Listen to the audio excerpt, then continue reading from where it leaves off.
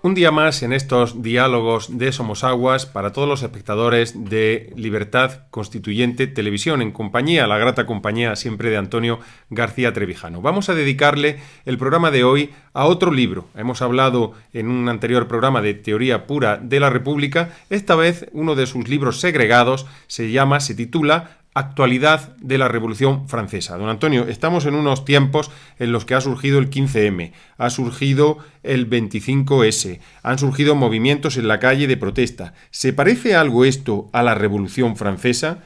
¿Se analiza esto en su libro? ¿Podemos aprender algo de su libro y compararlo con estos movimientos que hay ahora en la calle? Son dos cuestiones. Hola, amigos. Cuestiones separadas. No tiene nada que ver con la Revolución Francesa y se puede aprender, conociendo bien la Revolución Francesa, se puede aprender qué significan estos movimientos y si tienen porvenir o no tienen porvenir. Eso se puede. Yo he escrito este libro que es el capítulo primero de la teoría pura de la República Constitucional, pero que tú, por sugerencia tuya, has hecho muy bien. Estoy encantado de publicarlo por separado en Internet, para que sea más corto, valga más barato, valga menos, y el nombre de la actualidad de la Revolución Francesa no quiere decir que los estudios sobre la Revolución Francesa estén de actualidad. Eso no lo sé ni me importa. Porque, por ejemplo, hace 15, 20 años se puso de moda, más 30, el estudio de las cuestiones medievales. Luego hoy están de moda los libros, las novelas historiadas, conociendo y cogiendo los datos ciertos de los personajes históricos, hacerlos novelas. No, yo no es eso. Cuando digo actualidad de la Revolución Francesa, no me refiero a la actualidad de la historiografía sobre la Revolución Francesa. Digo que es la Revolución Francesa la que está de actualidad, sobre todo en Europa, porque todos los vicios y defectos que observamos en la política europea, todos provienen de la Revolución Francesa. Quien quiera conocer de verdad por qué la política europea fracasa, por qué son tan malos la clase política, por qué hay tanta corrupción, por qué funciona todo tan mal, por qué además se hace todo en nombre de la democracia, falsamente, porque en Europa no hay democracia en ningún país. El único país que tiene europeo, hablo de la democracia formal, verdadera, la que yo he estudiado, la que propongo en mis libros, es Francia, el único donde tiene lo más parecido a una democracia, casi es una democracia, pero le falta un solo dato. Reúne Francia el requisito de que es representativa de la libertad porque los diputados elegidos a doble vuelta por distrito sí representan a la sociedad, a los electores, a los gobernados. También hay separación de poderes entre el Ejecutivo y el Legislativo, porque el Poder Judicial, como dijo Montesquieu, es un poder casi nulo, presque nul, decía Montesquieu. Pero el poder legislativo y ejecutivo en Francia están separados casi, no del todo, porque a pesar de que Francia introdujo la separación de las elecciones, en un momento elegir diputados a la Asamblea Legislativa y en otras elecciones diferentes elegir el presidente de la República, a pesar de que es verdad que están separadas las elecciones, sin embargo, el presidente de la República no es dueño en absoluto del Ejecutivo, del gobierno. No puede designarlo a quien le dé la gana, porque la Asamblea tiene la facultad de aprobarlo o no aprobarlo, con lo cual ya ahí no hay separación de poderes. A diferencia de Estados Unidos, donde el elegido presidente nombra el gobierno, le importe lo que le importe a la Asamblea Legislativa ni al Senado. Ahí sí hay independencia. En Francia no. Por eso, democracia verdadera no hay más que en Estados Unidos. Eso no quiere decir que en Suiza, que por tradiciones distintas tiene una libertad política colectiva muy grande, sobre todo en los de cantones pequeños, sea una democracia. Pero no es como la que nosotros podemos construir ahora. Nosotros ni tenemos la convivencia de cantones, países, religiones, idiomas como Suiza, ni tenemos la historia de Suiza, porque la historia de Suiza es, en primer lugar, es una república porque Napoleón la impuso a la fuerza. Se llamó la República Helvética y luego han sabido conservar, con algunos incidentes menores, han sabido conservarla hasta ahora.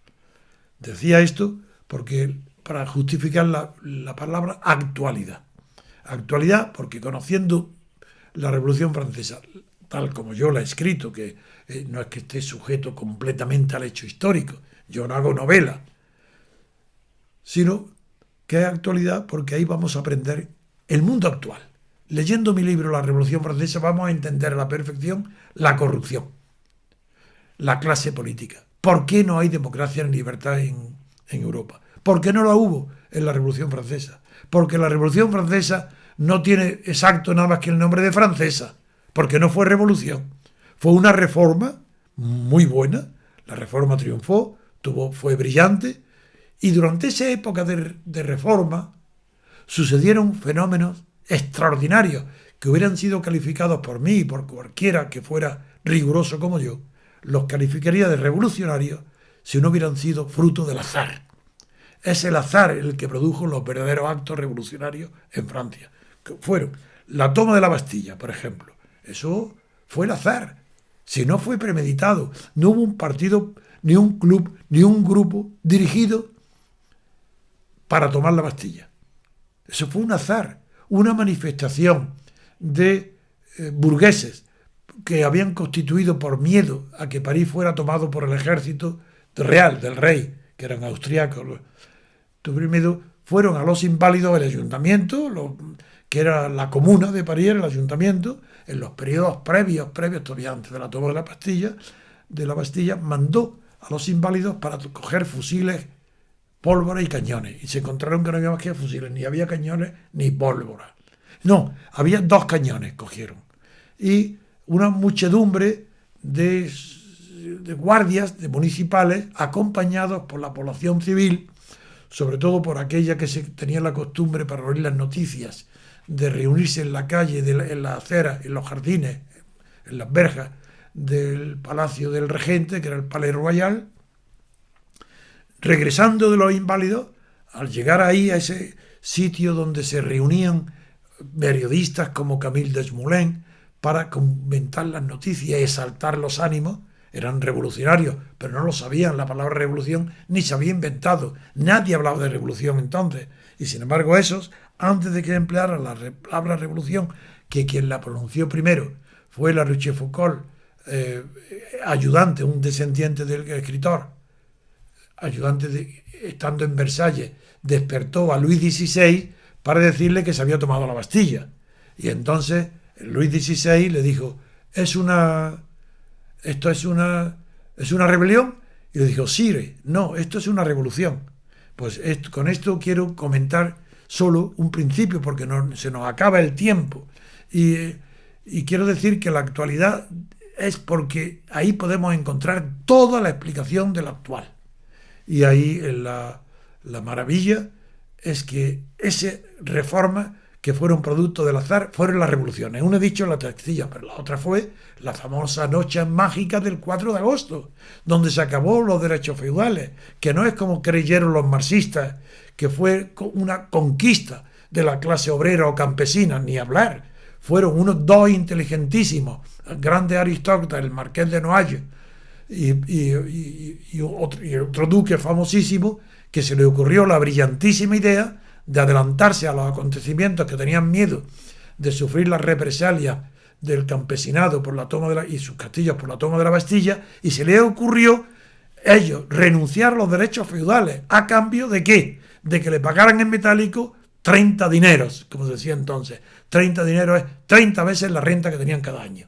Y así acabaron los derechos feudales. No por lo que cree Marx, por una conquista de la clase obrera. Fue una inteligentísima maniobra de los grandes aristócratas, esos 2 sobre todo, que fue aprobado el 4 de agosto de la noche mágica. Y tercera revolución, fruto también del azar, fue la marcha de las mujeres sobre Versalles, el 4 de octubre, no me acuerdo el día, si fue a principios de octubre del año, claro, posterior a la toma de la Bastilla. La toma de la Bastilla, yo digo que fue una coincidencia, una casualidad, que fueron a buscar en la Bastilla la pólvora que no había, y ahí se produjo el hecho sangriento, horrible, de que mataron las masas, entraron en la Bastilla, los suizos guardias mataron hirieron a unas 80 personas, la guardia que llegó municipal apoyó a los que estaban asediando la Bastilla, entraron en ella y mataron al gobernador Launay, lo ensartaron en una pica y llevándolo por la pica por la calle encontraron al intendente, el prévôt de intendencia, que era Fresnay, y también le cortaron la cabeza con una pica, y dos testigos excepcionales, como nada menos que Bève, el que fue luego el conspirador de los iguales, que Marx lo consideró el primer antecedente del comunismo, por un lado, escribiendo una carta a su mujer, y por otro lado, nada menos que Saint-Just, el compañero de Robespierre, escribieron cartas horrorizados de lo que habían visto. Aquello no era fruto de un país civilizado. Dicen ellos en sus cartas, era un horror ver cómo el pueblo alababa y se alegraba de ver las picas ensangrentadas desfilando hasta el Palais Royal, que donde estaban reunidos la tradición, como hoy en Madrid se reúnen en Neptuno, la Victoria, pues allí se reunían en el Palais Royal para ver las cabezas. Yo no sé si tengo más adversarios, ¿no? De momento si vamos a dejar la curiosidad a nuestros espectadores, no desvelemos la integridad del libro, sería imposible de cualquier manera, pero sí este magnífico compendio que acaba de realizar su autor sobre actualidad de la Revolución Francesa, el libro imprescindible para descifrar los momentos que estamos viviendo hoy, que tanto se parecen, de los que tanto podemos aprender y que tenemos como privilegio haber sido escrito por ese gran analista, historiador, pensador, filósofo, tantas cosas como es Antonio García Trevijano. Les emplazamos para el programa de mañana de estos diálogos de Somos Aguas, que también versará sobre otra obra de don Antonio. Un saludo y hasta mañana.